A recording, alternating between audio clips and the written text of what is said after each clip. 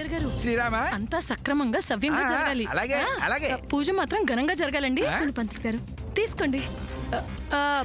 మా వాడికి మజ్జిగ అలవాట్లేదన్న సంగతి మీకు తెలిసిందా శ్రీరామా?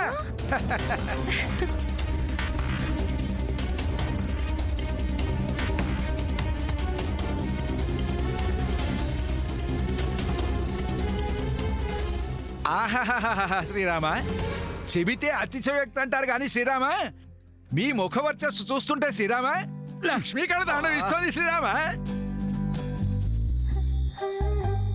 మీరు ఏ ఇంట ఉంటే ఆ ఇంట శ్రీరామా సకల సౌభాగ్యాలు కొలు ఉంటాయి శ్రీరామా. అందుకే పూజారి గారు మా శామ్ని నా కొడుకు సూర్యకిచ్చి. పూజారి గారు మీరేం చేస్తారో ఎలా చేస్తారో నాకు తెలీదు. మా సామాన్య విషయంలో అంతా మంచి జరగాలి. అలా అని మీరు నిండు మనసుతో తన మీద అక్షింతలు వేసి ఆశీర్వదించాలి, సరేనా? బ్రాహ్మణ వాక్కు బ్రహ్మవాక్కు అంటారు కదా. అసలు జాతకమే దోష జాతకం అయినప్పుడు ఏం చెప్పినా ఏం లాభం, ఏం చేసి ఏం ఉపయోగం? జయంతి, అసలు ఆయన ఏమీ చెప్పకుండానే నువ్వెందుకు జడ్జిమెంట్ ఇస్తున్నావు?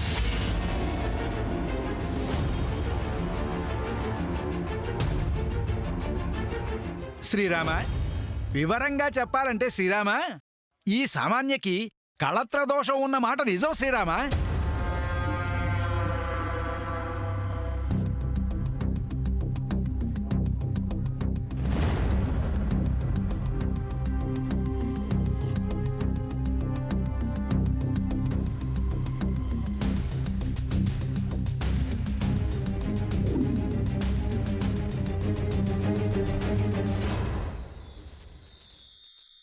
శ్రీరామ,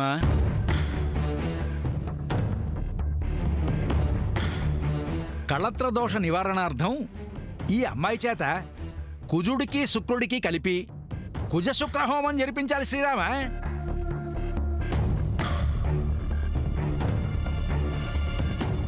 ఆ తరువాత అమ్మాయి చేత మంగళగౌరి వ్రతం చేయించాలి శ్రీరామ. ఆ వ్రతం కూడా మామూలుగా కాదు శ్రీరామ, 108 వెండి పుష్పాలతో అమ్మవారికి పూజ చేయించాలి శ్రీరామ. అలాగే చెప్పండి పూజారి గారు. రాగి గిన్నెల్లో పేద దంపతులకు దానం ఇవ్వాలి శ్రీరామ. ఒరే సుంఠ, గురువు గారు నువ్వాడేనా? మీరే గురుగారు.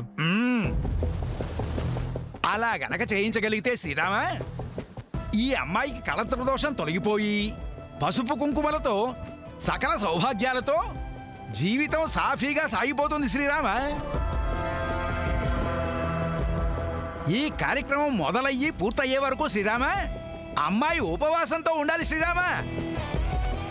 పచ్చి గంగ కూడా ముట్టకూడదు శ్రీరామ. అంతేకాదు శ్రీరామ, విడోస్కి తెల్ల చీరలు పెట్టి వాళ్ళ ఆశీర్వచనం తీసుకోవాలి శ్రీరామ. అలా అయితే మా సూర్యకి ఎటువంటి ప్రాణగణం ఉండదు కదా పూజారి గారు? ఉండదు శ్రీరామ.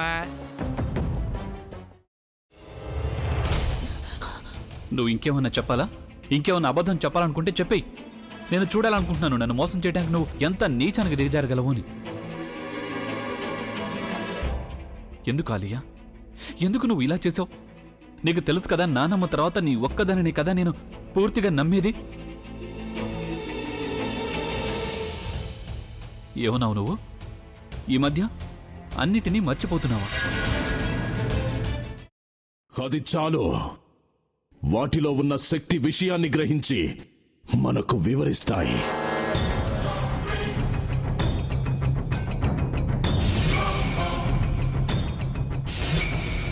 ఎవరు ఆ దండ విప్పొద్దు, గది తలుపులు తెరవద్దు.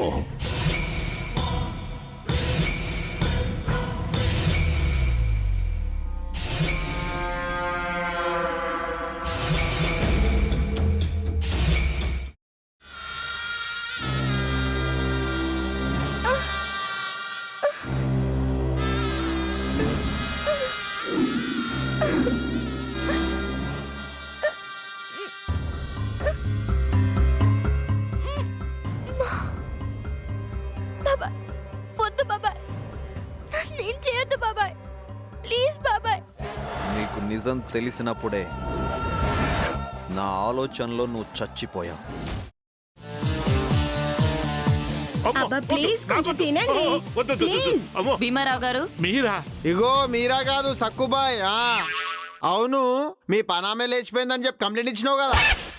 రేయ్, ఆయన కంప్లైంట్ ఇచ్చింది లేచిపోయిందని కాదు, కనిపించడం లేదు అని. అట్లానా? సరే మేడం. ఇడియట్. ఆ వంట మనిషి పేరేంటన్నారు? రత్తాలు మేడం. ఏం పెద్ద మంచి, నీ వంట మంచిని కూడా మేడం అని పిలుస్తావా? రేయ్ హాఫ్ బ్రెయిన్,